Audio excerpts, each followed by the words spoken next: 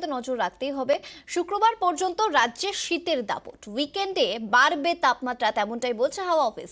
শনি ও রবিবার তাপমাত্রা বাড়বে 2 থেকে 3 ডিগ্রি। বড়দিনে জাঁকিয়ে শীতের সম্ভাবনা নেই, শীতের একটা লম্বা স্পেল আমরা দেখলাম। তবে আর কি আপডেট রয়েছে? উইকেন্ডে তো তাপমাত্রা বাড়ার কথা রয়েছে, সব মিলিয়ে হাওয়া অফিস কি জানাচ্ছে? বিশ্বজিৎ রয়েছে ফোনে, বিশ্বজিৎ বলবে। বিশ্বজিৎ, দেখো, দুটো সিস্টেম হচ্ছে। একদিকে ইতিমধ্যেই উত্তর পশ্চিম ভারতে পশ্চিমী ঝঞ্ঝা ঢুকেছে। তার যে প্রভাব, অর্থাৎ পশ্চিমী ঝঞ্ঝা ঢুকলেই যে উত্তরের অবাধ হাওয়া সেটা আটকে যায়। আর অন্যদিকে শুক্র শনিবার নাগাদ একটি ঘূর্ণাবর্ত তৈরি হবে বঙ্গোপসাগরে। এর প্রভাবে যে পূবালি হাওয়া, সেই পূবালি হাওয়ায় জলীয় বাষ্প ঢুকবে। অর্থাৎ এই দুই সিস্টেমের প্রভাবে শুক্রবার পর্যন্ত যে আবহাওয়া চলছে সেটাই থাকবে, এবং শুক্রবারের পর শনিবার এবং রবিবার তাপমাত্রা ক্রমশ বাড়বে এবং উত্তরে পশ্চিমের হাওয়া, উত্তরে হাওয়ার পরিবর্তে পূবালি হাওয়া বইবে।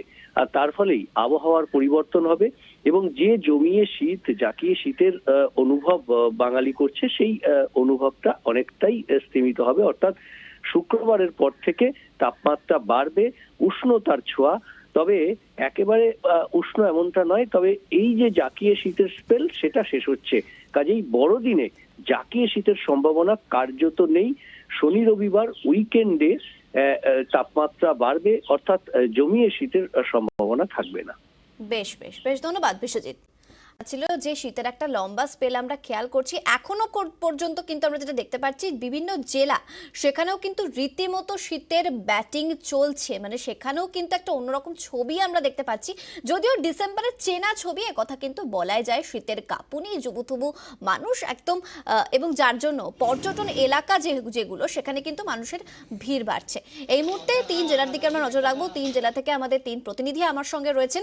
পুরুলিয়া থেকে ইন্দ্রজিৎ রয়েছে এবং বাঁকুড়া থেকে দেবব্রত রয়েছে, ঝাড়গ্রাম থেকে রাজু রয়েছে। আমি একটু প্রথমে ইন্দ্রজিতের কাছে যাব। ইন্দ্রজিৎ, তুমি যেখানে রয়েছো অর্থাৎ পুরুলিয়া, সেখানে সর্বনিম্ন তাপমাত্রা কত? শীতের আমেজ সেটা বেলা গড়ার সঙ্গে সঙ্গে কিরকম থাকছে?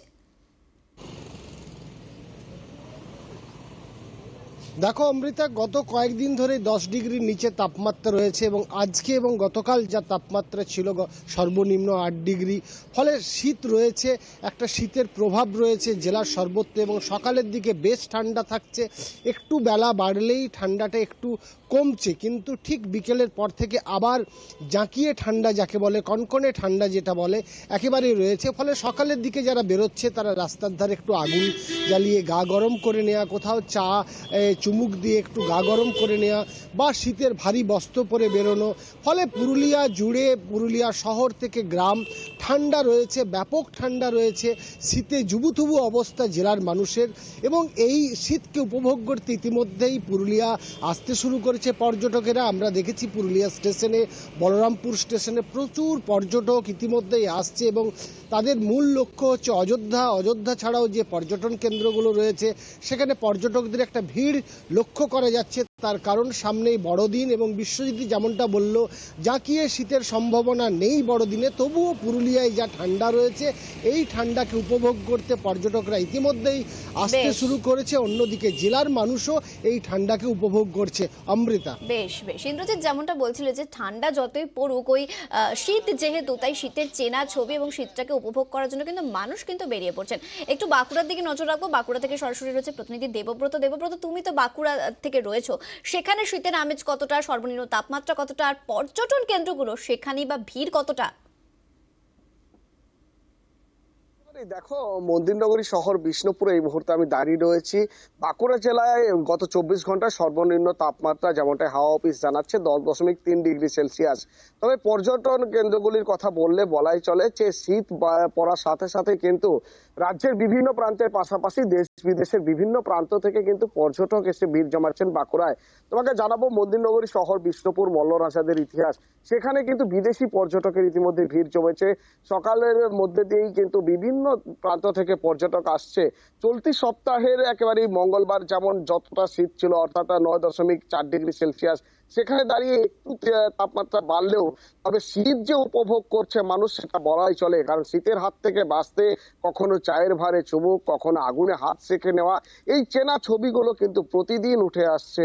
কারণ এই চেনা ছবিগুলোর মধ্যে দিয়েই কিন্তু মানুষ চলছে, কারণ একেবারেই জড়ো হয়ে রয়েছে শহরবাসী। যে পরিমাণে শীত পড়েছে, একদিকে যেমন পর্যটক আসছে, তার পাশাপাশি বেলা বাড়ার সাথে সাথে মিঠে রোদ, এই রোদকেও কিন্তু উপভোগ করছে পর্যটক থেকে শুরু করে জেলাবাসী। সব মিলিয়ে একদিকে যেমন শীতের দাপট, অন্যদিকে বেলা বাড়ার সাথে সাথে মিষ্টি রোদ একেবারে উপভোগ করছে পর্যটক এবং জেলাবাসী।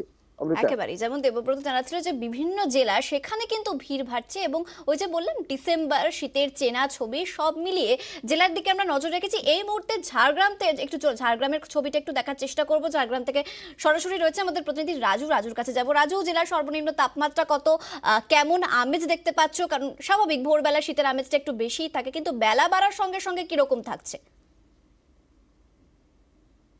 দেখো, প্রথমে বলো, বেলা বাড়ার সাথে সাথে কুয়াশা রয়েই যাচ্ছে, কারণ কুয়াশা আচ্ছন্ন জেলা রয়েছে। সেক্ষেত্রে সকালবেলায় ঘন কুয়াশা থাকছে এবং তারপর থেকে কুয়াশা হালকা রয়েই যাচ্ছে, সারাদিন কুয়াশা থাকছে। সেক্ষেত্রে কনকনে শীতে শীতল হাওয়া বইছে, আর তাতে গরম জামা কাপড় পরেই মানুষকে বেরোতে হচ্ছে। আর বিভিন্ন জায়গায় যে পর্যটক কেন্দ্রগুলো রয়েছে সেখানে মানুষ আসছে, রোদ্দু থাকলেও কুয়াশা থাকছে গোটা জেলা জুড়েতে।